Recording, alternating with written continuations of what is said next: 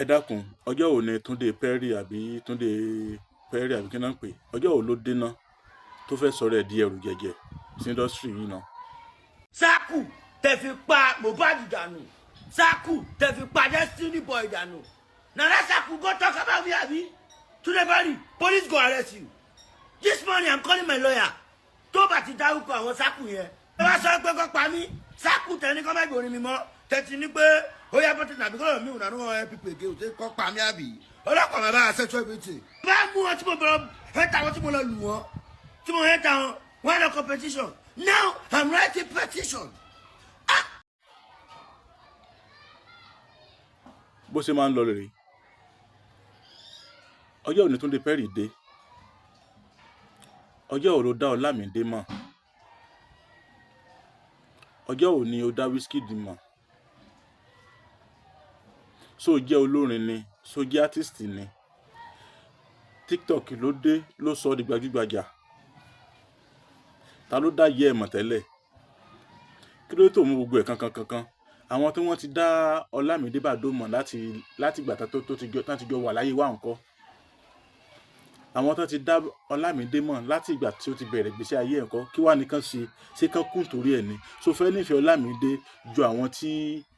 wọ́n jọ wà láti ilẹ̀ lọ ni àbí wà nífẹ̀ẹ́ Ọlámídé ju àwọn fámìlì ẹ̀ lọ kí ni Portable ṣe fún ẹ kí ló ń ṣẹlẹ̀ gan-an ó dẹ̀ fẹ́ da indọ́sírì rú ó sàn pariwo kí ni ó fẹ́ sọ̀rọ̀ ẹ̀dẹ̀rù jẹ̀jẹ̀ sí ayé ẹ̀ fẹ́ bàjẹ́ ni ẹ̀yin tẹ́ bá dá Túndé Perry mọ̀ ẹ bá sọ̀rọ̀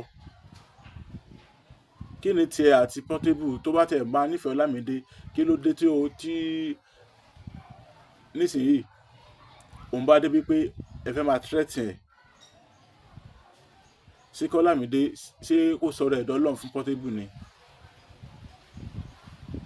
àbí kí Portable mọ bàbà kó máa rákòrò nítorí Ọlámídé ẹjọ́ fẹ́ ṣòfò ni Ọlámídé ò dẹ̀sẹ̀ mí kí ni tiẹ̀ tó fẹ́ sọ̀rọ̀ ẹ̀dẹ̀rù jẹ̀jẹ̀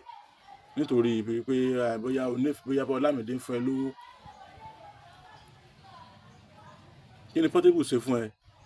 ọlọ́ba Sàló tó máa ń gbé gẹ̀gẹ̀ tó máa ń ṣe gbogbo ẹ̀ òun náà ló ti jẹjú ẹ̀ yẹn